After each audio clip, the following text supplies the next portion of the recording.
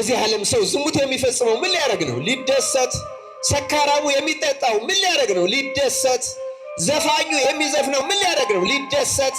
ሌላውም ሌላ ነገር የሚያደርገው ምንድን ነው? ሊደሰት። ዓለም የሚባዝነው ደስታ ፈልጎ ነው። ግን የዚህ ዓለም ደስታ እውነተኛው ደስታ አይደለም። ደስታው ሳያልቅ ሐዘኑ ይጨምራል። ክርስቲያኖች ደስታው ሳያልቅ መጠጡ ሳይጨርሰው ሐዘኑ ይጀምራል። የዚህን ዓለም ድሪያውን ኃጢአቱን ሳይጨርሰው ሐዘኑ ጸጸቱ አለ እኮ። እግዚአብሔር የተከለው መሳሪያ እዚህ ህሊናም ይባላል አለ። ቤተክርስቲያን ዋና አርማዋ ግን ምንድን ነው? ባንዲራ አይደለም። ምንድን ነው አርማዋ? መስቀል። አንዳንድ ቦታ ስለማያውቁ ነው መሰል ከጉልላቱ ወጥተው የሚሰቅሉ አሉ። እግዚአብሔር ይቅር ይበላቸው። በተለይ በዚህ ዘመን ዓለም ጭንቅ ላይ ባለበት፣ ክርስቲያኖች በዓለም ላይ ጭንቅ ላይ ባሉበት፣ በሀገራችን በኢትዮጵያ በየዕለቱ ክርስቲያኖች በሚገደሉበት፣ በየቤቱ መለመን አፍሮ ረሃብ በእውነቱ ልክ እንደ መጋዝ አንጀቱን የሚያርደው ስንት ሰው በሞላበት በዚህ ዘመን እናት ለልጆቿ የምትሰጠው አታ ነፍሷ በምትጨነቅበት፣ ረሃብ ሲጥላት አሞኝ እያለች ልጆቿን በምታጽናናበት በዚህ ዘመን ሰው እንዴት በመብል በመጠጥ ይደሰታል? ቅዳሴ ያድናል። ክርስቲያን ቅዳሴ ይፈውሳል። ቅዳሴ አማናዊው ደስታ ነው። ቅዳሴ ልዩ ነው። ክርስቲያኖች ውደዱት። ቅዳሴ ገስግሱ። ማታ በጊዜ ተኙ። በቴሌቪዥን አእምሯችሁን አነውልላችሁ አትተኙ። ቴሌቪዥኑን ዝጉትና ትንሽ መጽሐፍ ቅዱስ አንብቡ። ነፍሳችሁን አረጋጓት። አትሌቶች እንኳን ሩጠው ልክ ሲጨርሱ ቁጭ ይላሉ እንዴ? ምን ያደርጋሉ? ሰውነታቸውን ያበርዳሉ? አያበርዱም? ትንሽ እኮ አየር ይወሰዳል። እስኪ ቀን ስትባክኑ ከኋላችሁ አየር ውሰዱ እስኪ ትንሽ መጽሐፍ ቅዱስ። ከዚያ ከተረጋጋችሁ በኋላ ጸሎት፣ ከጸሎት በኋላ መኝታ። ምግብ ሳታበዙ ጠዋት እሸት በስላችሁ ትነሳላችሁ። ካልሆነ ምግብ አድክሟችሁ ጨጓራችሁን አስጨንቃችሁት በእውነቱ የዛለ የፈዘዘ ሰውነት ይዛችሁ እያዛጋችሁ መቼ ያልቃል እያላችሁ እየተማረራችሁ የቅዳሴ ደስታ ሳይገባችሁ በዚህ ልቡናችሁ ደግሞ እንደገና ሐሳብ ስትወጡ ስትወርዱ። አሁን እኔ የፕሮቴስታንቶች ለምሳሌ መስቀል አልባ ነው። መስቀል አልባ ማለት ጌታ ያስደስታል፣ ያዘንጣል፣ ሀብት ንብረት ይሰጣል፣ እንደዚህ ያደርጋል ነው። እንዲህ አይነት ክርስትና በታሪክም በመጽሐፍ ቅዱስም መቼም ኖር አያውቅም። ያ መስቀል አልባ። አሁን የኛ ኦርቶዶክሱ ራሱ እንደዛ። ለምሳሌ አሁን በመኝታችን ጊዜ እንቃዣለን የለንም ብዙዎቻችን አይደለም እንዴ? እንዳንዱ ሰው እንዲያውም ሌላ ካልከለከለው ራሱ ወደ እግሩ አቅጣጫ ዙሮ ሁሉ ሊገኝ ይችላል። ሊያስጮኸን ምናምን ሊሆን ይችላል። ቀልዴን አይደለም እነግራችሁ። አሁን ክርስትና በተግባር ብንኖረው ይሄ ሁሉ እንደሚጠፋ ታውቃላችሁ። መኝታችን ራሱ ክርስቶስ ሰላም ያደርጋል። ከምግብ የሚመጣ መቃዠት አለ። አብዛኛው ግን ከኃጢአትና ከክርስቶስ መለየት። የስንፍና መንፈሱ የቀትር ጋኔን ነው እና የቀትር ጋኔን ረፍት ነው የሚነሳው። ቅዥቅዥ ነው የሚያደርገን። ማውራት ነው፣ መለፍለፍ ነው፣ መሳቅ ነው። በቃ በትንሽ ነገር ደግሞ ንዴታችን። እንደዚህ አይነት ሰው የቀትር ጋኔን ነው ይሄን ሁሉ የሚያደርገው። እግዚአብሔር ጤና እንዲሰጠን ልንለምነው እንችላለን፣ ችግር አይደለም። ሀብት እንዲሰጠን ልንለምነው ችግር አይደለም። እውቀት እንዲሰጠን ልንለምነው እንችላለን፣ ችግር አይደለም። ግን እግዚአብሔርን የምንፈልገው እንዲሰጠን የምንፈልገውን እንዲሰጠን ከሆነ እግዚአብሔርን የምንፈልገው እንደ አንድ ጠንቋይ ነው ማለት። ጠንቋይን የምንፈልገው አንድ ነገር እንድናገኝ ብቻ ነው። ከዚያ በኋላ ከጠንቋዩ ጋር ዝምድና የለም አይደለም። እግዚአብሔርን እንደ ጠንቋይ አንፈልገው። ክርስቲያን በስመ አብ ወወልድ ወመንፈስ ቅዱስ አሐዱ አምላክ። በስመ አብ ወወልድ ወመንፈስ ቅዱስ አሐዱ አምላክ አሜን።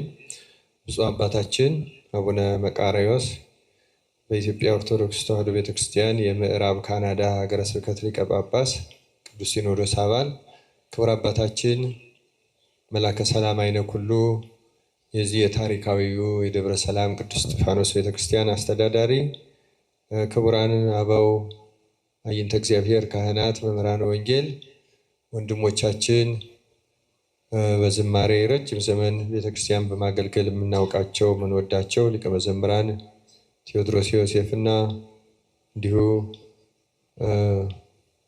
ወንድማችን ዲያቆን ልዑል ሰገድ ሌሎቹም ዘማሪያን ሁላቸውም በዚህ ያላችሁ ህዝበ ክርስቲያን አባቶች፣ ወንድሞች፣ እናቶችና እህቶች እንደምን ዋላችሁ? እንደምን አመሻችሁ? አሜን። ልዑለ ባሕሪ እግዚአብሔር አምላካችን ስሙ ለዘላለም የተመሰገነ ይሁን። እንደ እግዚአብሔር መልካም ፈቃድ የጌታ ደስታ በሚል ርዕስ እንማማራለን። እግዚአብሔር አምላካችን ምስጢሩን ለሁላችን ይግለጥልን። እንደምታውቁት በምታስቀድሱም ጊዜ ባለፈው እሁድ እንደሰማችሁት ይሄ ካለፈው እሁድ እስከ መጪው ቅዳሜ ድረስ ያለው አንድ ሳምንት በቅዱስ ያሬድ ግጻዌ ወይም አጠራር መሰረት ገብርኄር እየተባለ ይጠራል። እንደዚያም እንደሆነ ሁላችን እናውቃለን። እና አሁን በመጨረሻው መዝሙር ወንድማችን ሊቀ መዘምራን ቴዎድሮስ ዮሴፍ የታለ ፍቅራችን የሚል መዝሙር ስለ ፍቅር የሚጠይቅ አስተምሮናል። በእውነት ፍቅርን ገንዘብ እንድናደርገው አምላካችን እግዚአብሔር ይርዳን። እንደምታውቁት የማቴዎስ ወንጌል ምዕራፍ 25 ቁጥር 1 እስከ 13 ላይ የአስሩ ደናግል ምሳሌ ታሪክ ተገልጿል። ከቁጥር 14 ጀምሮ ደግሞ የመክሊቱ ምሳሌ እና የዚህ ሳምንት መታሰቢያ የሆነለት የገብርኄር ታሪክን እዚህ ላይ እናገኘዋለን። ማቴዎስ ወንጌል ምዕራፍ 25 ሁለቱም ምሳሌዎች ጌታችን በደብረ ዘይት ስለ ዕለተ ምጽአቱ ካስተማረ በኋላ ፍርዱ ዳግመኛ መምጣቱና መፍራዱ የማይቀር መሆኑን የሚመጣ መሆኑን ሲመጣ ደግሞ እንዴት እንደሚመጣ ምልክቶቹን በተለይ ደግሞ የሚያሳስቱ ብዙ ሐሳውያን ነቢያት፣ ሐሳውያን ሐሰተኞች መምህራን፣ ሐሰተኞች ነቢያት ራሱ መሲሁ ክርስቶስ ነኝ ብሎ የሚመጣም ሐሳዊ መሲህ መኖሩንም አስጠንቅቆ በደንብ አድርጎ ከገለጸልንና በመጨረሻው ዘመን ከአመፃ ብዛት የተነሳ ፍቅር ምን ታደርጋለች? ከምልክቶቹ አንዱ ትቀዘቅዛለች። ለዚህ ነው የታለ ፍቅራችን እንግዲህ ለዚህ ጭምር ይመስለኛል የዘመረው። ይህን ብቻ አይደለም ግን የአስሩ ደናግል ምሳሌ የሚያስረዳን ይህንን ነው። ከአስሩ ደናግል አምስቱ ልባሞች፣ አምስቱ ሰነፎች ነበሩ ይላል። አምስቱ ምን ናቸው አለ? ሰነፎች። ሁለቱም አስሩም መብራታቸውን ይዘዋል። ልባሞቹ ግን ዘይት ጨምረው ይይዙ፣ ሰነፎቹ ደግሞ ዘይት አልያዙ። ዘይት የምን ምሳሌ ነው? ምዕመናን የፍቅር ምሳሌ ነው አይደለም እንዴ? ስለዚህ እነዚህ አምስቱ ደናግል የተኮነኑት ክርስቲያን ስላልሆኑ አይደለም።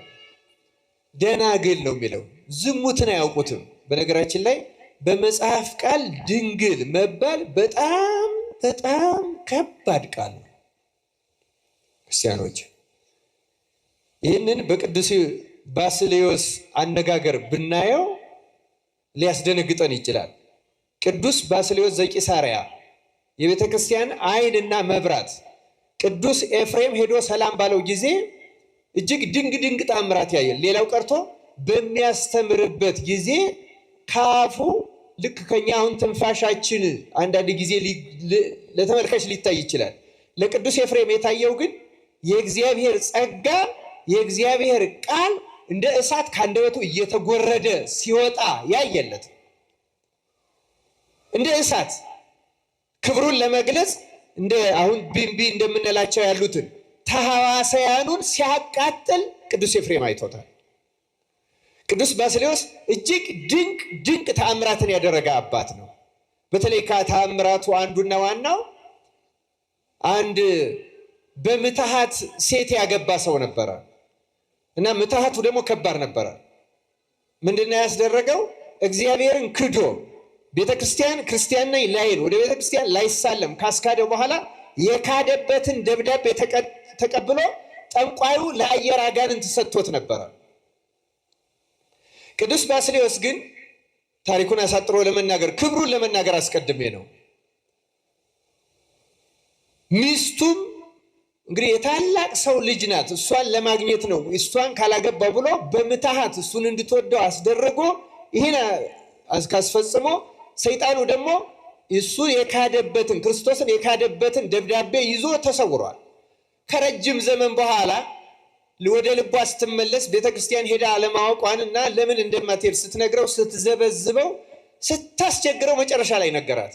ከዚያ በኋላ ወደ ቅዱስ ባስልዮስ ይዛው ሄደች። ቅዱስ ባስልዮስ ነገሩን ከሰማ በኋላ ልትድን ትወዳለህ ያለው፣ አሁን እወዳለሁ። እንግዲያው ልትድን ከወደድክ እኔ የምልህን ብቻ አድርግ አለው። እሺ አለ። አንድ ቤት ወሰደና ልክ እንደዚህ ቤተክርስቲያን ግቢ ውስጥ እንደ መቃብር ቤት አንድ ክፍል ውስጥ ዘጋበት።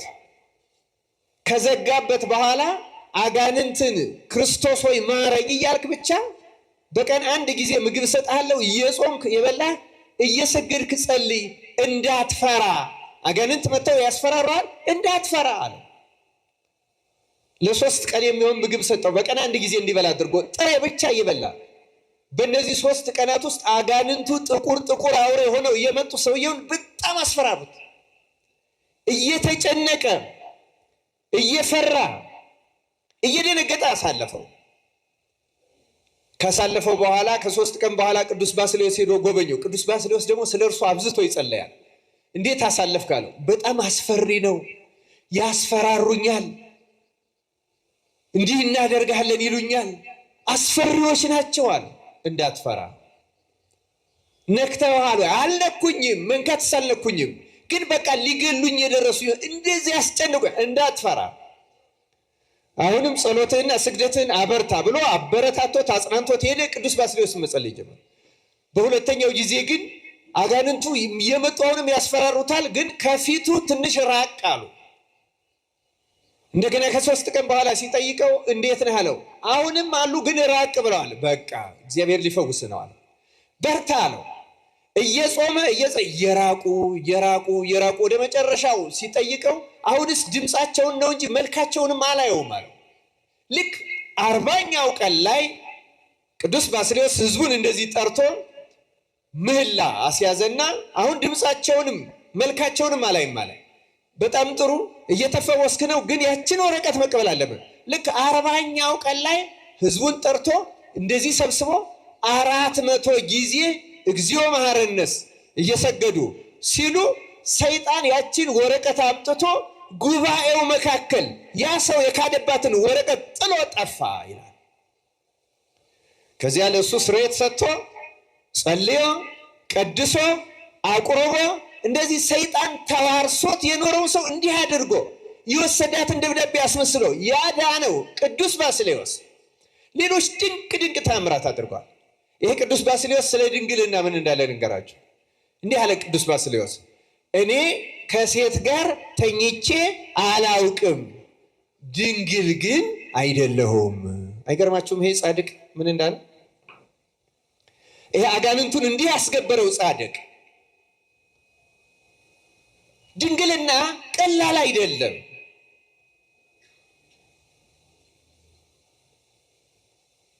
አንድ ብልት መጠበቅ ብቻ አይደለም፣ እጅግ ከዚህ ያለፈ ነው።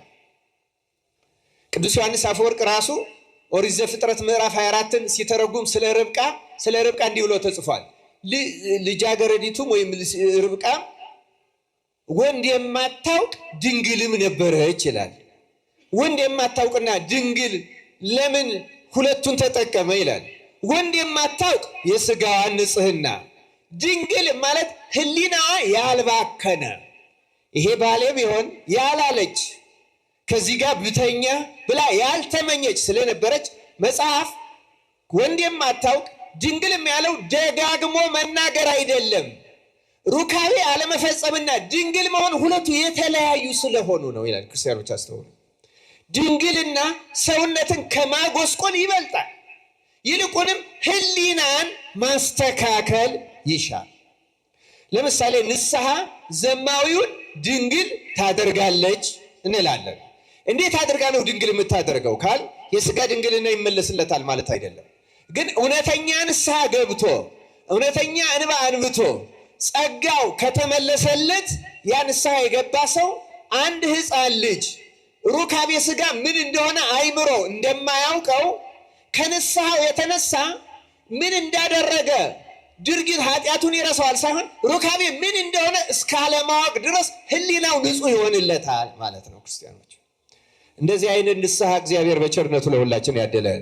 ስለዚህ ድንግልና የሕሊና ነው፣ የነፍስ ነው፣ የውስጥ ነው። ስለዚህ ተመልከቱ፣ ከ10 ደናግል 5ቱ ሰነፎች ማለት ተመልከቱ የሕሊና ድንግልና ኖሯቸው፣ ተመልከቱ የሕሊና ድንግልና ማለት እጅግ ታላቅ ንጽህና ነበራቸው። ንጽህና ኖሯቸው ተኮነኑ ማለት ያሳዝናል በእውነት። ምን አስኮነናቸው ካል ፍቅር ማጣት፣ ዘይት አለመያዝ። አይገርማችሁም? ይህን ረጅም ታሪክ ያስተረከኝ ክርስቲያኖች ደናግሉ ተኮነኑ። ወንጌል የሚነግረን ያ ነው። የገብርኤልም ታሪክ የሚነግረን ይህን ነው። ገብረ ሐካይ የተኮነነው ሰው እኮ የተኮነነው አውጡት፣ በውጭ ወዳለው ጨለማ ጥርስ ማፈጨት ወዳለመ ጣሉት የተባለው ዝሙት ፈጽሞ ተገኝቶ አይደለም፣ ሰርቆ ተገኝቶ አይደለም፣ ሐሰት ተናግሮ ወይም ገድሎ ወይም የመሰለው ተናግሮ አይደለም። ክርስቲያኖች አንድ ነገር ተገኝቶበት ነው። ያም ስንፍና ነው። ምን ተገኝቶበት አልኳችሁ? ስንፍናው። ስንፍና ከ8ቱ ገዳይ ዋና ኃጢአቶች ቅዱስ ጎግሪስ እንደሚለው አንዱና ዋናው ስንፍና ነው። እግዚአብሔር የነፍስንም የሥጋንም ስንፍና ነቅሎ ይጣልልን። የተወደዳችሁ የእግዚአብሔር ቤተሰቦች የዛሬ ርዕሳችን የጌታ ደስታ። የማን ደስታ? ይሄ ለታማኙ አገልጋይ የተነገረው ቃል ነው።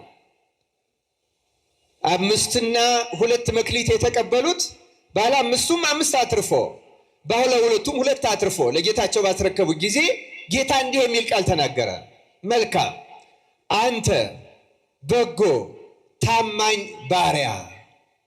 ስሙ ራሱ ይሄ ነው። መልካም ታማኝ በጎ። በእነዚህ ቃላት የምንጠራበት ወይም ለመጠራት የሚያበቃ ምግባር አምላካችን በቸርነቱ ያደለን። መልካም በጎ ታማኝ፣ እነዚህ ራሱ ሽልማት ናቸው። በአፈ እግዚእነ ኢየሱስ ክርስቶስ ታማኝ መባል። ቀጥሎ እንዲህ አለው፣ በጥቂቱ ታምነሃል፣ በብዙ ምን አደርግሃለሁ? ሾምሃለሁ። አዎ 5 መክሊት የተባሉ 5 ሕዋሳት ሰጠውህ። ዓይንን ለማየት፣ ጆሮን ለመስማት፣ አፍን ምላስን ለመቅመስ፣ አፍንጫን ለማሽተት፣ እጅን ለመዳሰስ። በእነዚህ በ5ቱ አንተ ኃጢአት አልሰበሰብክባቸው፣ ጽድቅ ሰበሰብክባቸው። ስለዚህ በውጭ ብልቶችህ ስለታመንክ የውስጡን ብልት 5 እከፍትልሃለሁ፣ አትርፈሃልና በዚህ በብዙ ሾመሃለሁ። ተመልከቱ፣ በአይነ ሥጋ ከማየት በአይነ ነፍስ ወደ ማየት፣ መላእክትን ወደ ማየት፣ የተሰወሩ ቅዱሳንን ወደ ማየት፣ ጽድቅንና ኃጢአትን በሰዎች ላይ ወደ መለየት፣ ረቂቅ ነገር ወደ መለየት፣ በብዙ በረቂቅና በሰማያዊ ሀብት ላይ ሾመሃለሁ።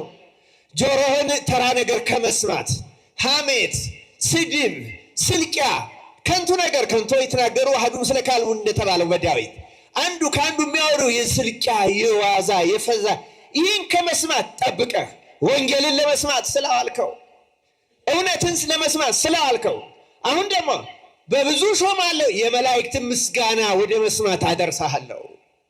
ሰማያዊ ኃይላት የሚናገሩትን የተሰወሩ ቅዱሳን ወደዚያ ሾማለሁ አለና ወደ ጌታ ደስታ ግባ አለ። ወደ ማን ደስታ? የጌታ ደስታ። ክርስቲያኖች በዚህ ዓለም ሰው ዝሙት የሚፈጽመው ምን ሊያደርግ ነው? ሊደሰት። ሰካራሙ የሚጠጣው ምን ሊያደርግ ነው? ሊደሰት። ዘፋኙ የሚዘፍነው ምን ሊያደርግ ነው? ሊደሰት። ሌላውም ሌላ ነገር የሚያደርገው ምንድን ነው? ሊደሰት። ዓለም የሚባዝነው ደስታን ፈልጎ ነው። ግን የዚህ ዓለም ደስታ እውነተኛው ደስታ አይደለም። ደስታው ሳያልቅ ሐዘኑ ይጨምራል። ክርስቲያኖች ደስታው ሳያልቅ መጠጡ ሳይጨርሰው ሐዘኑ ይጀምራል። የዚህን ዓለም ድሪያውን ኃጢአቱን ሳይጨርሰው ሐዘኑ ጸጸቱ አለ እኮ። እግዚአብሔር የተከለው መሳሪያ እዚህ ሕሊናም ይባላል አለ። ወዲያው ነው ሐዘኑ የሚተካው። ክርስቲያኖች የዚህ ዓለም ደስታ ሳያልቅ ሳይፈጸም ሐዘኑ ይቀጥላል። ክርስቲያኖች ታዲያ እኛ እግዚአብሔር ያዘጋጅልን ደስታ ምን አይነት ነው? ክርስቲያኖች ጌታ እኮ ሕጌን ጠብቁ ሕዋሳቶቻችሁን ጠብቁ ያለው እንዲሁ አይደለም። እጅግ ብዙ ነገር ሊሰጠን ነው፣ ሊጠቅመን ነው። እግዚአብሔርማ ምን ይጠቅመዋል? የኔ ድንግል መሆን ለእግዚአብሔር ምን ያደርግለታል?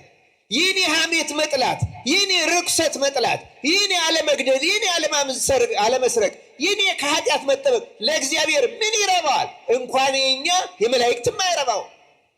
የእግዚአብሔር ቅድስና ለመላእክት ምግብ ይሆናቸዋል እንጂ ጸጋ ይሆናቸዋል እንጂ ክብር ይሆናላቸዋል እንጂ የመላእክት ምስጋና እንኳን ለእግዚአብሔር ምኑ ነው? ምንም። በባህሪው ምስጉን፣ በባህሪው ቅዱስ፣ በባህሪው ንጹሕ፣ በባህሪው ክቡር፣ በባህሪው ልዩ ከማንም ምንም አይፈልግም። የሚፈልገው ግን የእኛን መክበር፣ የእኛን መንጻት፣ የእኛን መቀደስ፣ የእኛን ምስጢር መጥገብ። ክርስቲያኖች መድኃኔ ዓለም ትእዛዙን የሰጠን ወንጌሉን ያጻፈልን በዚህ ምድር ተመላልሶ ያስተማረው እንዲሁ ዝም ብሎ አይደለም። ክርስቲያኖች አለ ልዩ ደስታ ለእውነተኛ አማኞች የሚሰጥ በምድር ላይ ልዩ ደስታ አለ። ያ ደስታ የማን ደስታ ይባላል? የጌታ ደስታ። ተመልከት፣ ጌታ ያለው ወደ ደስታ አስገባሃለሁ አይደለም ያለው፣ ወደ ጌታ ደስታ ለይቶ። ወደ ማን ደስታ? ወደ ያ የጌታ ደስታ ምንድን ነው? ክርስቲያን ከዚያ በፊት እስኪ ሌሎቹን ደስታዎች በመጽሐፍ እናያቸው። አንዳንድ ጊዜ በምድር ላይ ያለነው ሰዎች በእውነቱ በብዙ ምክንያቶች ልንደሰት እንችላለን፣ እንዲያውም መልካም በሚመስል ነገር ሁሉ ማለት ነው። ለምሳሌ እዚህ የማርቆስ ወንጌል ምዕራፍ 4 ቁጥር 16 ላይ ታስታውሳላችሁ። ማቴዎስ 13ም ላይ አለ፣ ሉቃስም ላይ አለ። የዘሪው ምሳሌ ዘሪው ሊዘራ ወጣ። ሲዘራም አንዳንዱ በመንገድ ዳር ወደቀ፣ አንዳንዱ በጭንጫ ላይ ወደቀ፣ አንዳንዱ በእሾህ ላይ ወደቀ፣ አንዳንዱ በለም መሬት ላይ አፈራ። ያም 30 60 100 አፈራ ይላል። በመንገድ ላይ የወደቀው ወፎች መጥተው ለቀሙት። በጭንጫ ላይ የወደቀውስ ምን ሆነ ይላል? ለጊዜው ምን ሆነ? በቀለ ይላል። አይደለም እንዴ? በቀለ ግን ፀሐይ በወጣ ጊዜ ጠወለገ፣ ስርም ስላልነበረው ደረቀ ይላል። እና ስለዚህ ሲናገር የሚናገረው ቃል አለ። በእውነቱ ተመልከቱ። እንዲሁም ይላል ጌታ ሲተረጉምላቸው ለሐዋርያቱ በጭንጫ ላይ የተዘሩት እነዚህ ናቸው፣ ቃሉን ሰምተው ወዲያው በደስታ ይቀበሉታል። በምን ይቀበሉታል?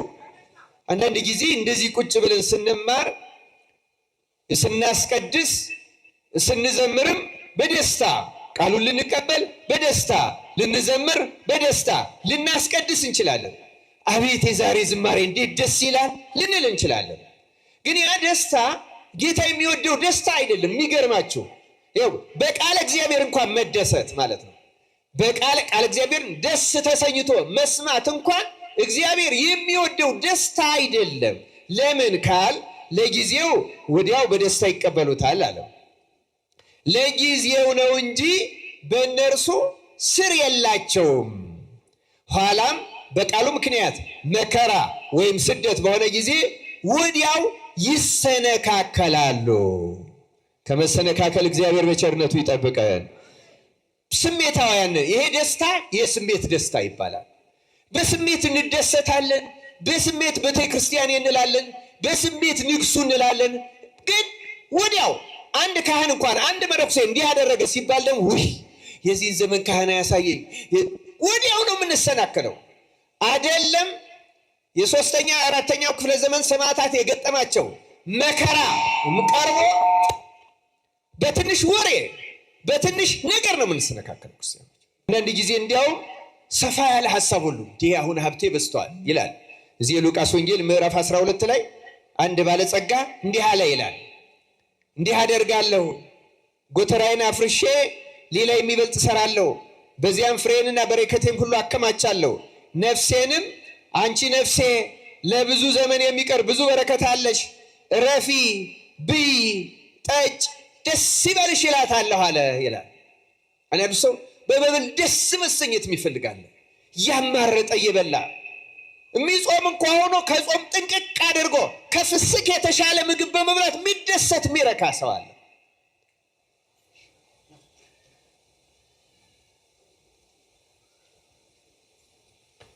ክርስቲያኖች አስተውሉ። ሰውነታችን በመብል በመጠጥ ለጊዜው ልትደሰት ትችላለች፣ ግን ያ ደስታ በእግዚአብሔር ፊት እንዲሁም እግዚአብሔርን የበለጠ ያሳዝነዋል።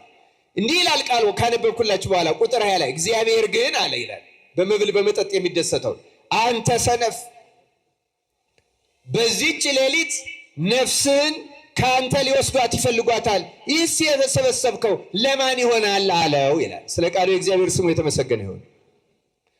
ስለሰበሰብነው መደሰት የለብንም፣ ስለ አጠራቀም ነው። ክርስቲያኖች ስለ መብል ስለ መጠጥ በልብስ በጌጥ መደሰት የለብንም። ክርስቲያኖች በተለይ በዚህ ዘመን ዓለም ጭንቅ ላይ ባለበት፣ ክርስቲያኖች በዓለም ላይ ጭንቅ ላይ ባሉበት፣ በሀገራችን በኢትዮጵያ በየዕለቱ ክርስቲያኖች በሚገደሉበት፣ በየቤቱ መለመን አፍሮ ረሃብ በእውነቱ ልክ እንደ መጋዝ አንጀቱን የሚያርደው ስንት ሰው በሞላበት በዚህ ዘመን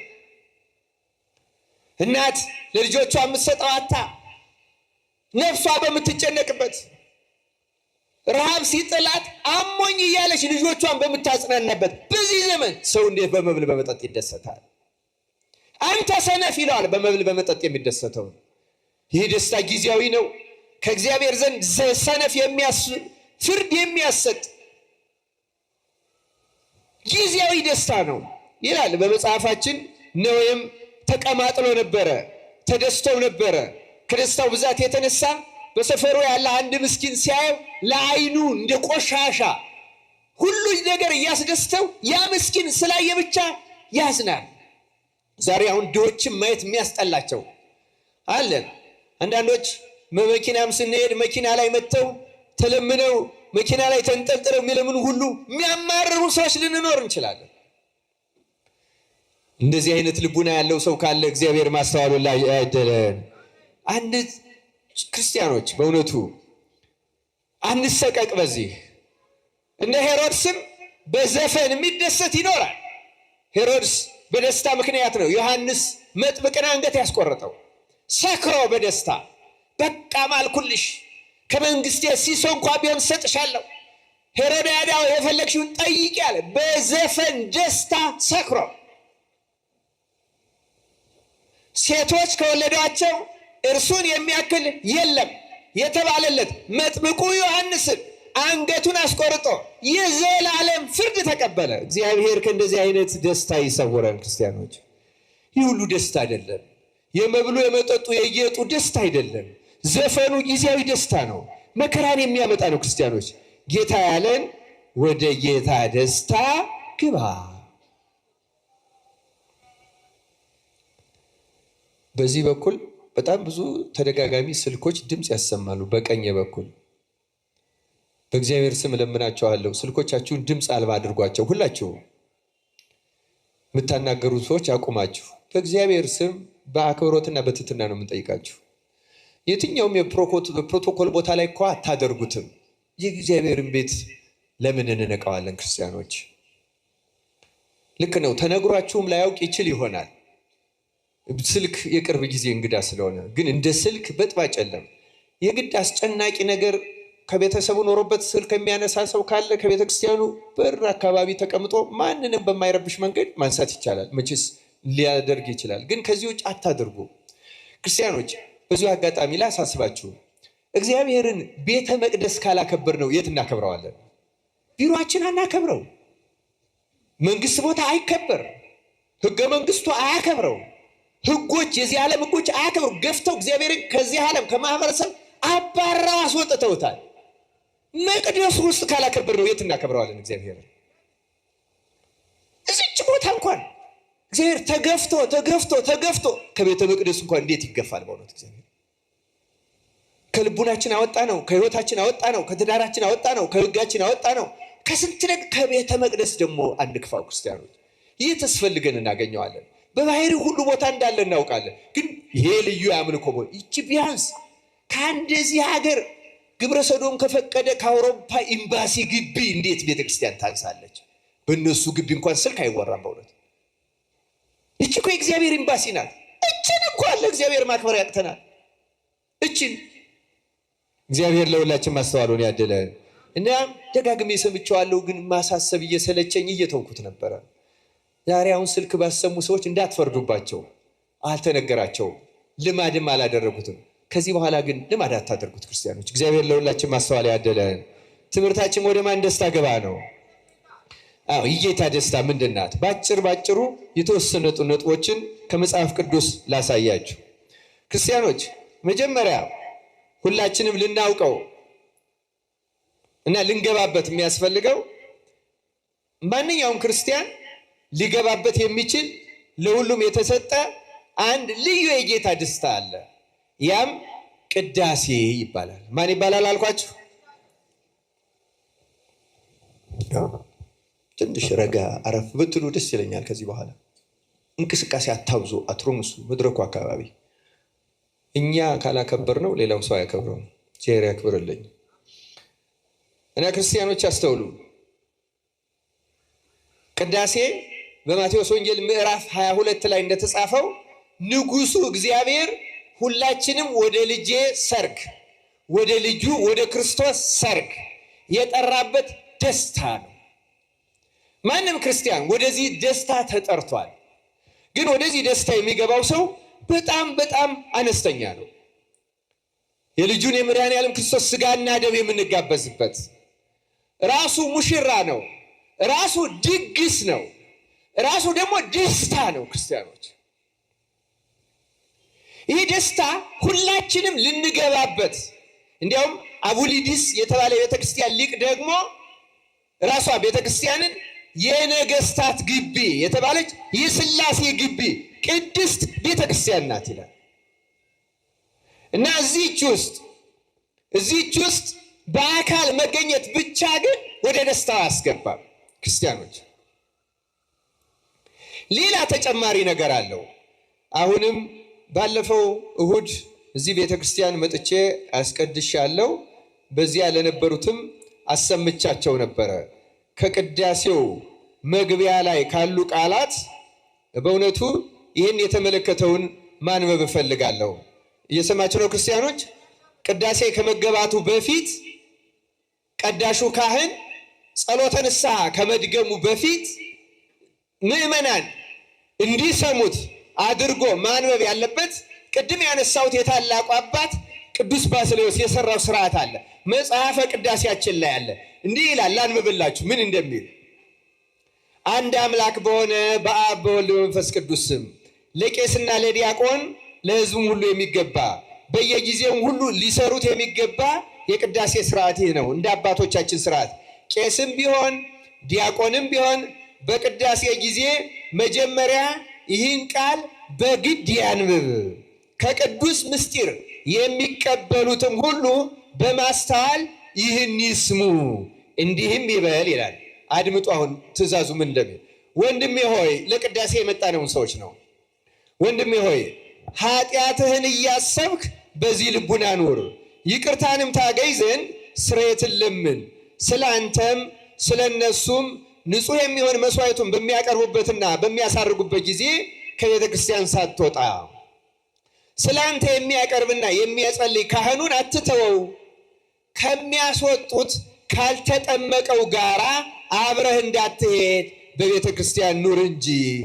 እንዲህ የተባለው ስርዓቱ የተሰራው ድሮ ንዑሰ ክርስቲያን የሚባሉ ትልልቅ ሰዎች ይማሩና 3 ዓመት ሲሞላቸው ይጠመቃሉ። እስኪጠመቁ ድረስ ግን ጻኡ ንዑሰ ክርስቲያን እስከሚባል ቅዳሴውን ይሳተፋሉ። እስከዚያ ያለው አስተምሮ ስለሆነ በዚያም እስከዚያ ባለው በቃሉ ይቀደሳሉ፣ ይነጻሉ። ከዚያ በኋላ ግን ወደ ፍሬ ቅዳሴ ሊገባ ሲል ይወጣሉ። ክርስቲያኑን ግን እነዚያ በሚወጡበት ጊዜ እንዳትወጣ ነው የሚለው። ተመልከቱ። እና በዚህ ኑር፣ ይቅርታንም ታገኝ ዘንድ ስርየትን ለምን። ወንድሜ ሆይ ኃጢአትን እያሰብክ በዚህ ልቡና ኑር፣ ስለ አንተም ስለ እነሱም ንጹሕ የሚሆን መስዋዕቱን በሚያቀርቡበትና በሚያሳርጉበት ጊዜ ከቤተ ክርስቲያን ሳትወጣ ይቅርታ ከሚያስወጡት ካልተጠመቁ ጋር አብረህ እንዳትሄድ በቤተ ክርስቲያን ኑር እንጂ የካህኑንም ቃሉን አድምጥ ይላል። የካህኑን ምኑን አድምጥ? እያንዳንዷን በቅዳሴ ጊዜ የምትነበበውን ወንጌሎቹ፣ ምንባባቱን ሁሉ። አሁን በአሁኑ ጊዜ ምንባባቱ በእውነት ለመናገር በአግባብ አይነበቡም። በተለይ በችኮላ ምክንያት ሊሆን ይችላል። ወደ መርገፉ እንሮጣለን። ግን እነዚህ የታዘዙት ቃላት አንደኛ የቅዱሳን መጻሕፍት ምስጢር የሚሰጠው በአብዛኛው በቅዳሴ ጊዜ ነው። ይዋሃዳል። በቅዳሴ ጊዜ የእግዚአብሔርን ቃል አትኩሮ መስማት። ዜና አበው ላይ ለአንባቢዎችና ስለ ቤተ ክርስቲያን እንዲህ የሚል ቃል ይጨምርበታል አበው። አንደኛ የመጽሐፉ ቃል ጉልህ ይሁን ይላል። የመጽሐፉ ቃል ምን ይሁን? ጉልህ፣ ፊደሉ የተለቀመ ይሁን። የሚያነበው ካህን ደግሞ ሳይንተባተብ አትብቶ አጥርቶ ያንብብ። እዚህ ደግሞ ምን ይላል? ምእመኑ ደግሞ ነቅተህ የካህሉን ቃል ምን አድርግ? አድምጥ ይላል። አድምጠን እንድንጠቀም አምላካችን እግዚአብሔር ይርዳን። አድምጥ። ልጨርስላችሁ ምንባቡን። አድምጥ። ስለ አንተ ስለ ኃጥአንም ሁሉ የሚለምነውን ስርየት ስማው፣ አምላካቸው ይቅር ይላቸው ዘንድ። አያችሁ፣ ስንሰማው እና አሜን ስንል ይቅርታ ይደረግላል። አንተ ሰው የኃጢአትህን ስርየት ልታገኝ ከወደድክ ከቤተ ክርስቲያን ለምን ትወጣለህ? ሌላው አንገቱን ዝቅ አድርጎ ስላንተ ምሕረትን ይለምናል። አንተስ ለምን ስራ ፈት ትሆናለህ? በዚህ ጊዜ በልቡናህ ከአንዱ አገር ወደ አንዱ አገር ትመላለሳለህ። መርዓዊ ሰማያዊ በሚሆን በክርስቶስ ማኅተም የታተምክ ስትሆን፣ ነገር ግን ቤተ ክርስቲያን ወደ ውጭ ታወጣሃለች። ለዘላለሙ ወደ እርሷ እንዳትገባ ደጆቿን ትዘጋባሃለች፣ ባዕድ በመካከሏ አይገኝምና ይላል። ስለ ቃሉ እግዚአብሔር ስሙ የተመሰገነ ይሁን። እንደሰማችሁት ጌታ ወደ ጌዳስ ደስታ የምታስገባን ራሷ ቅድስት ቤተ ክርስቲያን ናት። በቅዳሴው ጊዜ ለምን ስራ ፈት ሆነ ትቆማለህ ይልና ልቡናህን ከአንዱ ሀገር ወደ አንዱ ሀገር ለምን ልብህን ታባክነዋለህ? አንዴ ቤትህ ትገባለህ፣ አንዴ ስራ ቦታ ልትገባ ትችላለህ፣ አንዴ ሌላ። ልብህ እንዲህ ከሆነ ነው የሚለው። ልብህን የምታባክን ከሆነ ቤተ ክርስቲያን ቆመህ እንኳን እያስቀደስክ እየቀደስክም ብትሆን ልቡና ከእግዚአብሔር ከተለየ ቅድስት ቤተ ክርስቲያን ደጆቿን ትዘጋባሃለች። ሁሌ የሚሰለች ይሆናል፣ ይደክመሃል፣ ትቅመደመዳለህ። ምክንያቱስ ቤተ ክርስቲያን ወደ ውጭ አውጥታ ጥላህ። ይኸው ተመልከቱ፣ ከቅጽሩ ከይቅርታ ጋር ግን ማይጠንት እንዲያው አባቶች በዝማሬ ጊዜ ማይጠንትና ዝማሬ እንዲሁ ከይቅርታ ጋር በጣም ማይጠንት ከዝማሬ ጋር ነው መጽሐፉም የሚለው ስርዓቱ። ክርስቲያኖች አድምጡ፣ አስተውሉ። እግዚአብሔር ማስተዋላችን አይንጠቀን በእውነቱ እና አስተውሉ። ቤተ ክርስቲያን ደጇን ትዘጋለች እና ከጌታ ደስታ ውጭ እንቀራለን። አስተውሎ የሚቀድሰውን ግን መንፈስ ቅዱስ ያስገባዋል። ወደ ምን ያስገባል? ወደ ጌታ ደስታ ያስገባዋል። ምስጢሩን ይሰማል፣ ስርየትን ይለምናል፣ ያገኛል። እግዚአብሔር መንፈስ ቅዱስ ወደማይነገር የልብ ደስታ ውስጥ ያስገባዋል። ስጋውን ደግሞ ቢቀበል ይዋሃደዋል፣ ይለውጠዋል፣ ያከብረዋል፣ ያነጻዋል። እንዲሁ በልማድ አይደለም መቀበል ያለብን ክርስቲያኖች። መጀመሪያ ሕሊናን ልቡናን ማስተካከል መግራት አስፈላጊ ነው ክርስቲያኖች። እግዚአብሔር አምላክ ለሁላችን ማስተዋሉን ያደለን። ክርስቲያኖች እውነተኛ ደስታ ያለው ቅዳሴ ውስጥ ነው። ክርስቲያኖች የቅዳሴን ጣዕሙን የለመዱት ገስግሰው ሲሆን ኪዳን ሳይደረስ ካልሆነ ደግሞ ቅዳሴ ከመገባቱ በፊት በተመስጦ ሆኖ ነቅቶ ተግቶ እያንዳንዷ ቃል የምታነጻ ናታ። ከዚያ ነፍሳችን እያነጻ ይሄ የለመደብንና አልሸነፍልን ያለው መንፈስ ሁሉ በራሱ በክርስቶስ ኃይል እንዲህ አይነት ምክንያቱም ከግል ጸሎት ከማንኛውም ሰው ጸሎት በላይ ቅዳሴ የመጨረሻው ክርስቲያኖች። ለምሳሌ ቅዳሴ ከተቀደሰ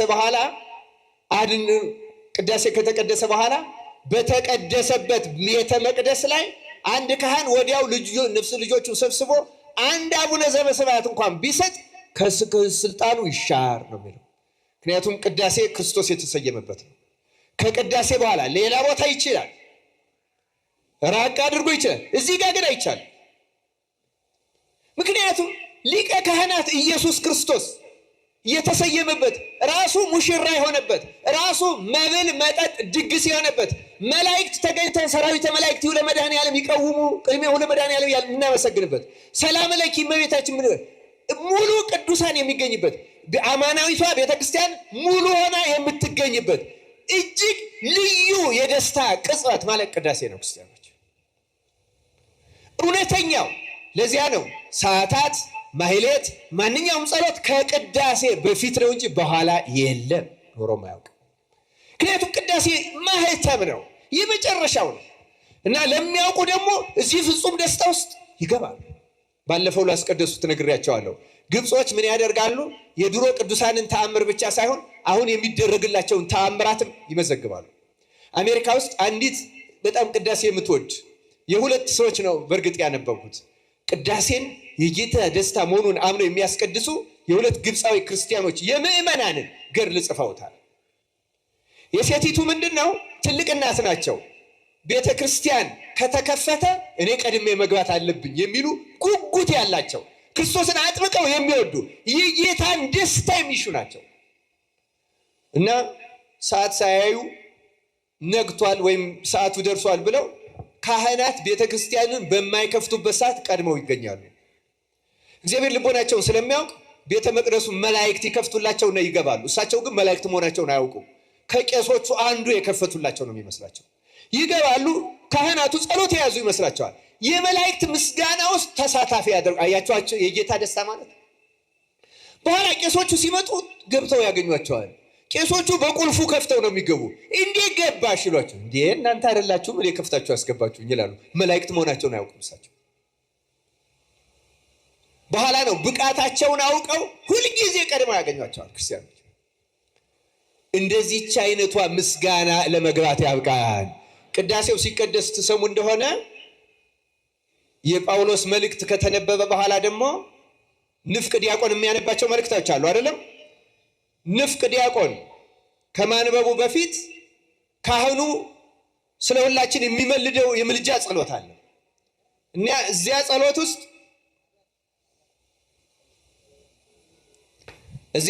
ውስጥ እንዲህ የሚል ቃል አለ።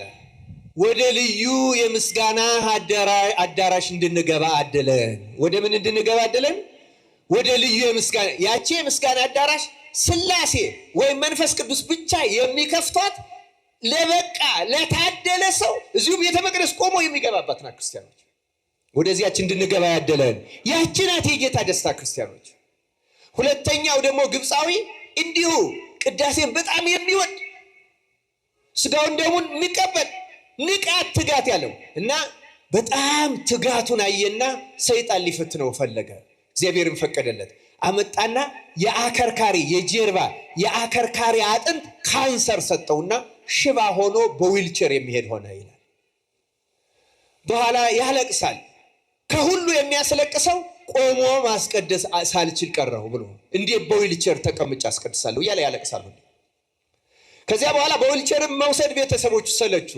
ሲሰለቹ አንድ ቀን ግን ቁርባኑ ናፈቀኝ፣ ቅዳሴው ናፈቀኝ፣ እባካችሁ ውሰዱኛልና ገስግሰው አመጡት። ልክ የቤተ መቅደሱን የመጀመሪያው በር ሲደርስ እንባውን እያዘራ ጌታ ሆይ በቤተ መቅደስህ ሽባ ሆኜ ቆሜ ማስቀደስ አቃተኝ እያለ ስቅ እያለ ሲገባ ቅዳሴ ሊቀድስ የተዘጋጀው ካህን የልቅሶውን ድምፅ ሰምቶ ዘወር ብሎ ሲያይ ያ የሚያውቀው ሄደና ምን ገጠመ? ምን ሆነ ነው? ይኸው እንደ በኃጢአቴ ምክንያት ክርስቲያኖች እንደዚያ ነው የሚሉ። በኃጢአቴ ምክንያት እንዲህ ያለ ደዌ የገጠመኝ ቆሜ እኔ ካንሰር ነው መሞት አያሳዝነኝም፣ እስከምሞት ቆሜ ማስቀደስ አለመቻሌ ግን ያሳዝነኛል። እኛ እኮ ቆመን ማስቀደስ የሚያቅተን ማታ የበላነው ምግብ ከብዶን ነው አይደለም? ማታ እሁድ ሊያስቀድስ ሰው እስከ ምሽቱ 5 ሰዓት 6 ሰዓት የሚበላ የሚጠጣ ሰው አለ። ቅዳሜ 11 ሰዓት ብንበላው ብናቆምስ ቀለል ያለ ጠዋት ይበላ የለም እንደርስበት የት ይደርሳል?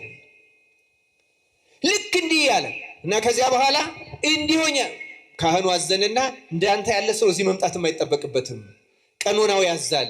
ለበሽተኞች ቤታቸው ድረስ ሄደን እናቀርባለን። እቤት ሂድ ቅዳሴው ሳል እኔ መጥቻ አቆርብሃለሁ አለ። የካህን ትእዛዝ ሳይወላውሉ ስለሚያከብሩ ወጥቶ አሳፍረው ወስደው ቤቱ ደርሶ ከውልቸሩ አውርደው አልጋው ላይ ገደም ሲያደርጉት እንቅልፍ ሸለብ አረገው። እመቤታችን መጣች። ቅድም እያለቀስክ በሩን ስትስም ልጅን ስምሃል አለችው እመቤታችን። በሩን አይደለም የሳምከው ልጅን ነው። እኔ የህይወት በር ነኝ አለው። ልጅን ነው የሳምከው።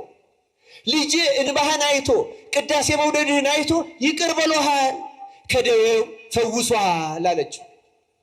ነቅቶ ብድን ብሎ ከመልእክቱ ድምፅ የተነሳ ነቅቶ ብድግ ሲል ድኖ አገኘው። ከዚያ በኋላ ስበሉ ክርስቲያኖች፣ ወዲያው ቅዳሴው ሳያልቅ ለመድረስ ተነስቶ ቤተ ክርስቲያን እየገሰገሰ ሲሄድ ቅዳሴው አልቆ ቄሱ እሱን ሊያቆርብ ስጋውና ደሙን ለሱ በሚሆን ይዞ ከበር ላይ ሲወጣ ይህ እያለቀሰ የገባባት በር ላይ ተገናኙ ይላል ታሪካቸው። አስገብቶ አቆረበው፣ ድኖ ቀረ። ቅዳሴ እንደዚህ ያድናል ክርስቲያኖች።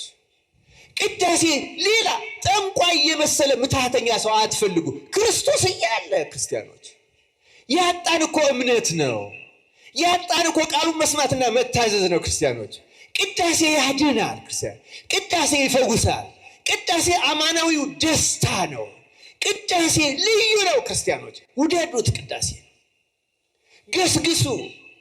ማታ በጊዜ ተኙ። በቴሌቪዥን አእምሯችሁን አነውልላችሁ አትተኙ። ቴሌቪዥኑን ዝጉትና ትንሽ መጽሐፍ ቅዱስ አንብቡ። ነፍሳችሁን አረጋጓት። አትሌቶች እንኳን ሩጠው ልክ ሲጨርሱ ቁጭ ይላሉ እንዴ? ምን ያደርጋሉ? ሰውነታቸውን ያበርዳሉ? አያበርዱም? ትንሽ እኮ አየር ይወሰዳል። እስኪ ቀን ስትባክሙ ከኋላችሁ አየር ውሰዱ እስኪ ትንሽ መጽሐፍ ቅዱስ። ከዚያ ከተረጋጋችሁ በኋላ ጸሎት፣ ከጸሎት በኋላ መኝታ። ምግብ ሳታበዙ ጠዋት እሸት መስላችሁ ትነሳላችሁ። ካልሆነ ምግብ አድክሟችሁ ጨጓራችሁን አስጨንቃችሁት በእውነቱ የዛለ የፈዘዘ ሰውነት ይዛችሁ እያዛጋችሁ መቼ ያልቃል እያላችሁ እየተማረራችሁ የቅዳሴ ደስታ ሳይገባችሁ በዚህ ልቡናችሁ ደግሞ እንደገና ሐሳብ ስትወጡ ስትወርዱ ቤተ ክርስቲያን ደጆቿን ጥርቅም ታደርግ። መድኃኔ ዓለም ደጆን አይዝጋብን ክርስቲያን። ይህ አይዘጋም። ስርዓቱንም ጥሰን እየገባን ነው። አሁን መንፈስ ቅዱስ ግን ይዘጋል ክርስቲያኖች። አማናዊ የጌታ ደስታ የተባለው ለአንድ ክርስቲያን ይሄ ነው ክርስቲያኖች።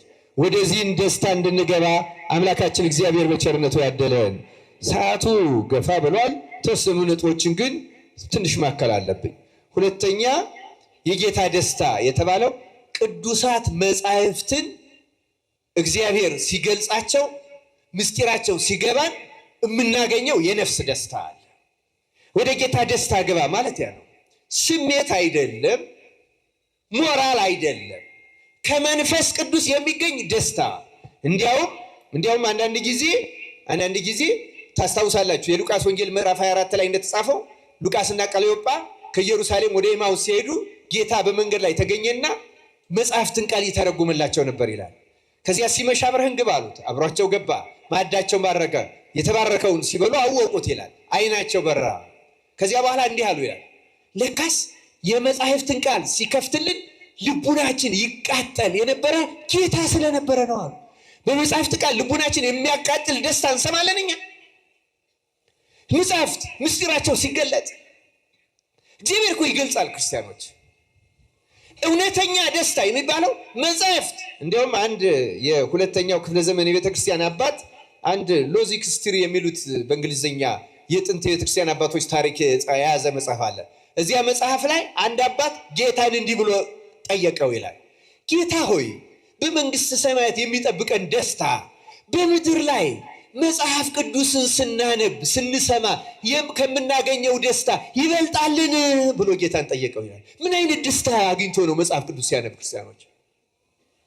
አያችሁ እግዚአብሔር ለወደደው ሰው ምን እንደሚያደርግ። እግዚአብሔር ለወደደው ሰው ሲማርም ተነቦ የእግዚአብሔር ቃል ሲሰማም እቤቱ ሆኖ የመጽሐፍ ቅዱስን ነቅቶ ተግቶ እያወራ አይደለም መጽሐፍ ቅዱስ የሚነበበው ክርስቲያኖች።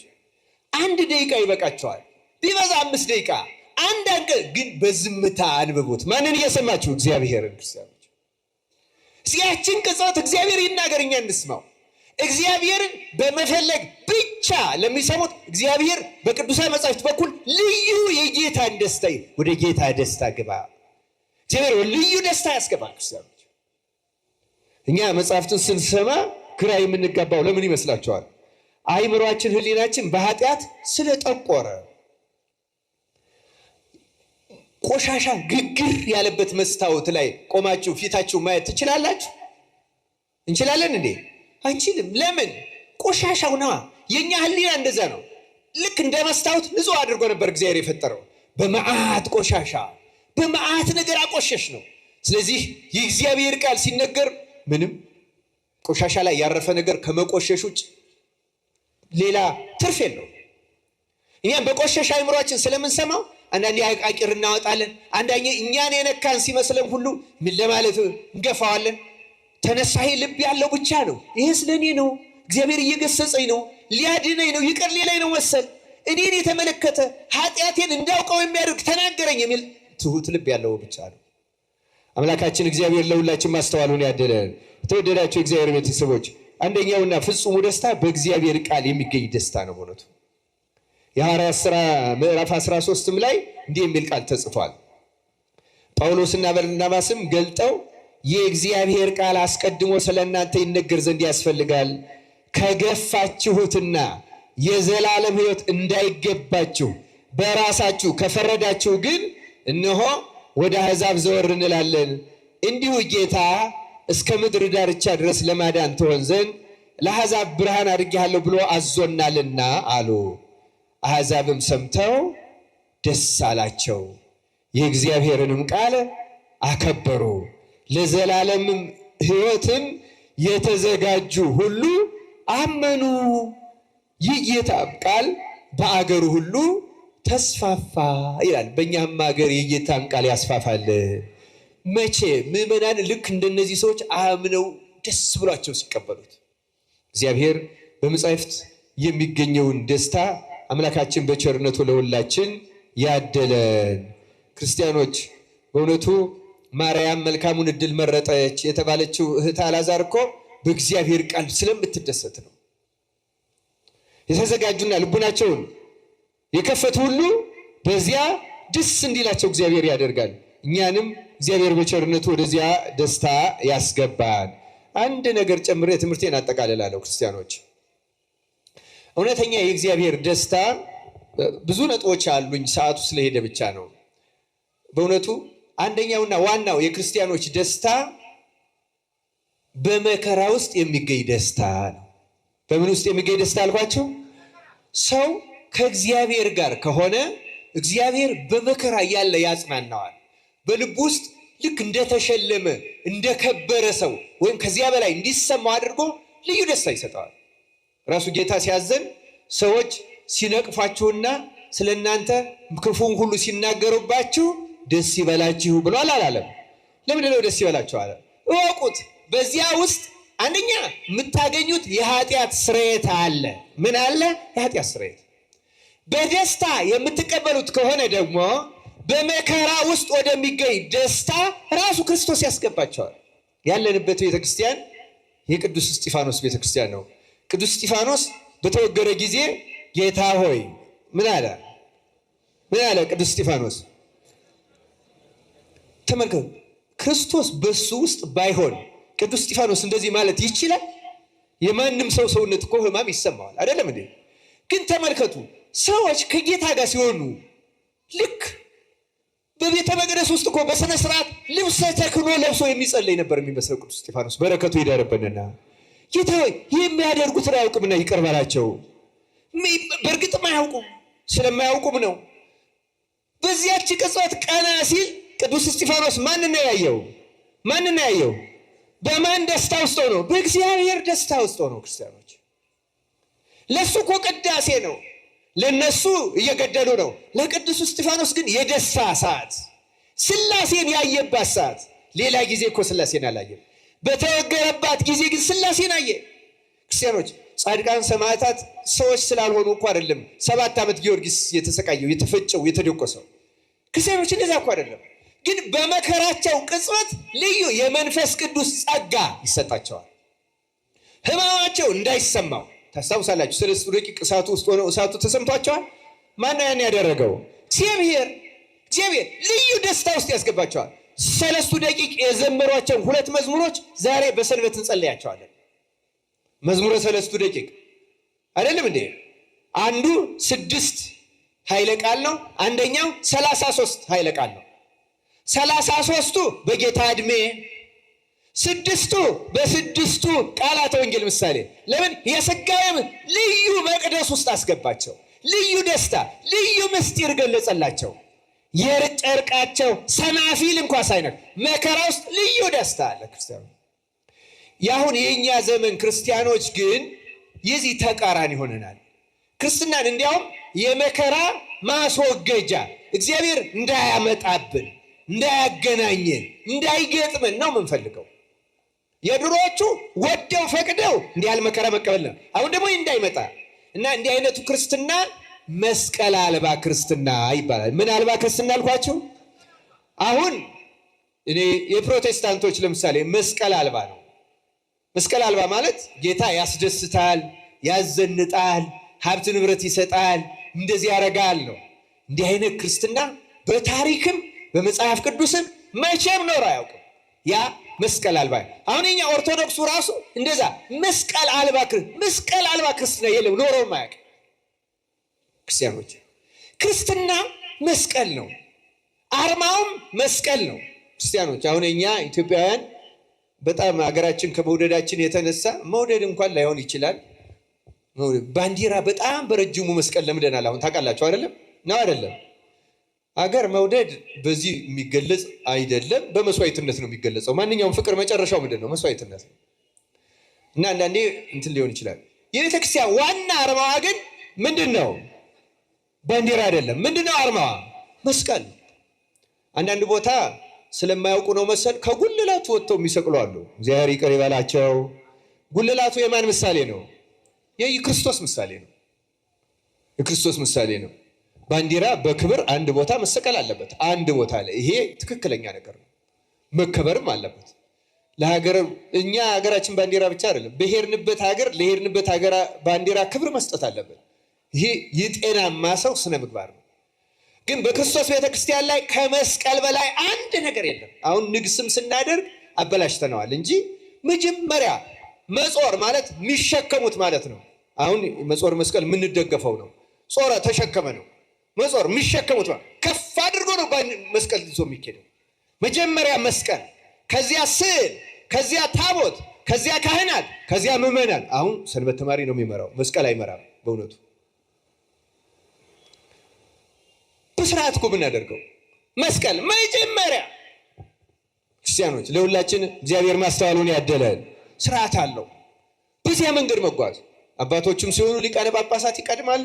ከዚያ እንደየደረጃው ዘል ዑደት ማለት በነገራችን ላይ ዑደት ማለት ልክ ኢያሪኮን ዙረው እንዳፈረሷት በጸሎት እና በጸጥታ ነበረ። አሁን በወሬ በማጉረምረም በምሳቅ በስላቅ ልማድ ስለሆነ ነው እንጂ አሁን አለም አይባልም። እውነት ለመናገር ልማዱ አልቀረም፣ ግን ክብር የለው። በእውነቱ እግዚአብሔር መፍትሄውን ያቀርበልን።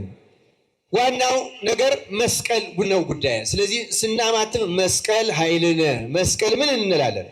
መስቀል ኃይላችን የምንለው እኮ መከራውን ነው። ክርስቲያኖች የክርስቲያኖች የኃይል ምንጭ መከራ። መስቀል መጽኛችን ነው። መስቀል መታመኛችን ነው። መስቀል መከራችን ነው። በዚያ ውስጥ እጅግ ልዩ የክርስቶስ ደስታ አለ። ወደ ሰማይም መግቢያ መሰላል ነው። ያን መስቀል በዓላውያን ነገስታት ባይሰጠን በበሽታ የሚሰጠው አለ፣ በችግር በረሃብ የሚሰጠው አለ፣ በሌሎች በክፉ ሰዎች ስም ማጥፋትና በስድብ በመናቅ በመሳሰለው መስቀል የሚከበር አለ። ጌታ ሆይ በስምህ ለመሰደብ ስላበቃኝ ክብር ምስጋና ይግባ፣ እኔ ከሰው ሁሉ ያነስኩ ታናሽ ነኝ ቢለው ታላቁን ደስታ ከክርስቶስ ያገኘዋል። በመከራ ውስጥ ደስታ ይገኛል። ክርስቲያኖች ወደዚያ እንድንገባ አምላካችን እግዚአብሔር ይርዳን። አንዷን ብቻ ተናግሬ ትምህርቴን እጨርሳለሁ። በእውነቱ ሌሎች ጻድቃን በተጋድሎ የሚገቡበት ደስታ አለ፣ ከዚሁ ጋር የተገናኘ ነው። ክርስቲያኖች ግን አንዷን ማንሳት እፈልጋለሁ፣ የእግዚአብሔር መንግስት ደስታ። ጸሎትም ስንጸልይ አባታችን ሆይ በሰማያት የምኖር ስምህ ይቀደስ እንልና ምንህ ትምጣ እንላለን? መንግስት። የእግዚአብሔር መንግስት በምድር ትመጣለች። የእግዚአብሔር መንግስት የምትባለው አንድ ክርስቲያን ሕግን በመጠበቅ የክርስቶስ መንግስት መንግስተ ሰማያት ነው በመካከላችሁ ናት ነው ያለ። ለሚፈልጋት ሰው በምድር ላይ ነው የምትሰጠው። መንግስተ ሰማያት የምትጀምረው ከምድር ነው። ያቺ ምንድን ናት? በምንም ነገር ያለመረበሽ፣ በማንኛውም የህይወት ሁኔታ ውስጥ ሰላማዊ የመሆን ከመኝታው ከእንቅልፉ ጀምሮ እጅግ ልዩ ሰላምና ደስታ ለአንድ ክርስቲያን በምድር ላይ ትሰጠዋለች። ክርስቲያን ከሆነ ሕጉን ካከበረ እውነተኛ ንስሐ ከገባ መንግስተ ሰማያት በምድር ላይ ለእያንዳንዱ ሰው ትሰጠዋለች። ጻድቃን መንግስተ ሰማያትን የሚቀምሷት በምድር ላይ ነው። ያቺ የጌታ ደስታ ናት። እውነተኛው ሰው ወደዚህ ደስታ ምንድን ናት ያቺ ደስታ? ክርስቲያኖች ለምሳሌ አሁን በመኝታችን ጊዜ እንቃዣለን የለንም? ብዙዎቻችን አይደለም እንዴ? እንዳንዱ ሰው እንዲያውም ሌላ ካልከለከለው ራሱ ወደ እግሩ አቅጣጫ ዙሮ ሁሉ ሊገኝ ይችላል። ሊያስጮኸን ምናምን ሊሆን ይችላል። ቀሌን አይደለም እነግራችሁ። አሁን ክርስትና በተግባር ብንኖረው ይሄ ሁሉ እንደሚጠፋ ታውቃላችሁ። መኝታችን ራሱ ክርስቶስ ሰላም ያደርገው። ከምግብ የሚመጣ መቃዠት አለ። አብዛኛው ግን ከኃጢአትና ከክርስቶስ መለየት። እኛ ቤተ መቅደስም ቆመን ረፍት የለንም ታውቃላችሁ።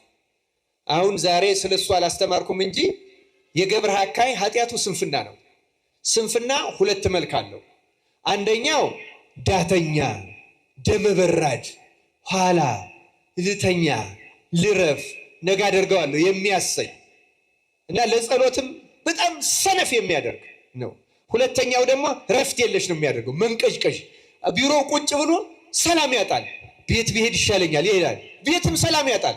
ይወጣል፣ ጓደኛ ላግኘው ይላል፣ ያወራል፣ ይለፈልፋል። ይሄ ስንፍና ይባላል። መንፈሱ የቀትር ጋኔን ነው። ምን ይባላል አልኳቸው? የቀትር ጋኔን። በእግዚአብሔር መታመኛ ያደረገን መዝሙር 91 ላይ እንደተጻፈው ከቀትር ጋኔን አትፈራም ይላል። የስንፍና መንፈሱ የቀትር ጋኔን ነው እና የቀትር ጋኔን ረፍት ነው የሚነሳው። ቅዥቅዥ ነው የሚያደርገን። ማውራት ነው፣ መለፍለፍ ነው፣ መሳቅ ነው። በቃ በትንሽ ነገር ደግሞ ንዴታችን። እንደዚህ አይነት ሰው የቀትር ጋኔን ነው ይሄን ሁሉ የሚያደርገው። እግዚአብሔር ከዚህ ነፃ ያውጣል። ታዲያ ወደ ጌታ ደስታ ግባ ማለት ከዚህ ሁሉ ነፃ ያወጣና በምድር ላይ የተረጋጋ ሰላማዊ እጅግ አስደናቂ ይሆን። እኔ ክርስቲያኖች ለሁላችንም ይሄን እመኘዋለሁ። እግዚአብሔር ወደዚህች ደስታ ያስገባል። እውነተኛ ንስሐ እንግባ። የእግዚአብሔርን ቃል ለእግዚአብሔርን በመፈለግ እንስማው። ማንም በመፈለግ አልኳቸው? እግዚአብሔርን በመፈለግ ክርስቲያኖች፣ እግዚአብሔር የሚሰጠንን በመፈለግ አይደለም። እግዚአብሔር ጤና እንዲሰጠን ልንለምነው እንችላለን፣ ችግር አይደለም። ሀብት እንዲሰጠን ልንለምነው ችግር አይደለም። እውቀት እንዲሰጠን ልንለምነው እንችላለን፣ ችግር አይደለም። ግን እግዚአብሔርን የምንፈልገው እንዲሰጠን የምንፈልገውን እንዲሰጠን ከሆነ እግዚአብሔርን የምንፈልገው እንደ አንድ ጠንቋይ ነው ማለት። ጠንቋይን የምንፈልገው አንድ ነገር እንድናገኝ ብቻ ነው። ከዚያ በኋላ ከጠንቋዩ ጋር ዝምድና የለም አይደለም። እግዚአብሔርን እንደ ጠንቋይ አንፈልገው ክርስቲያን። እግዚአብሔርን የምንፈልገው ለሚሰጠን ነገር ሳይሆን ራሱን። ምክንያቱም ራሱ እግዚአብሔር ምግብ፣ ራሱ እግዚአብሔር ሕይወት፣ ራሱ እግዚአብሔር ልብስ፣ ራሱ እግዚአብሔር ደስታ፣ እግዚአብሔር ራሱ የሕይወት ምንጭ፣ የሚጠብቀን፣ የፈጠረን፣ የሚመግበን፣ የሚያኖር ሁለንተናችን ራሱን እግዚአብሔርን እንፈልገው ክርስቲያኖች። እግዚአብሔርን ከያዝነው እኮ የእግዚአብሔር የሆነ ሁሉ የማን ይሆናል? የኛ ይሆናል። የሚሰጠን ትንሽ ነገር ነው። እሱም ያለን አስቀድማችሁ ጽድቁንና መንግስቱን ሹ፣ ሌላ ሁሉ ምን ይሆናል? አልሰጥም አላለም እኮ ጌታ። ይጨመራል። ዳረ አታ እንዴት ያን ታስባላችሁ? እንዲያውም ስለ መብልና ስለ ልብስ ለምን ትጨነቃላችሁ? እንዴት ትጨነቅ? ምን ብትጠረጥሩኝ ነው እኮ። አሁን እግዚአብሔር በዚህ ይጠረጠራል? ይታማል? እግዚአብሔርን አምነነው በዚህ ምድር እውነተኛውን ሰላም ለማግኘትና በሱ ደስታ ለመኖር ያብቃን። ይቆየን። ወስብሐት ለእግዚአብሔር።